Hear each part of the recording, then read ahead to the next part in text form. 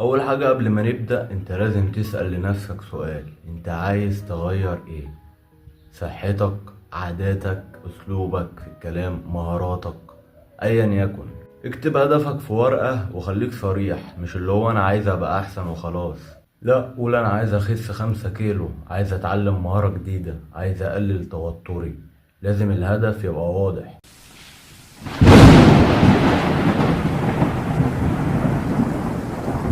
اول حاجة هنعملها اننا هنكسر الروتين، يعني مثلا هتصحى بدري ساعة. في الاول هتتعب بس جسمك وعقلك هيتعودوا.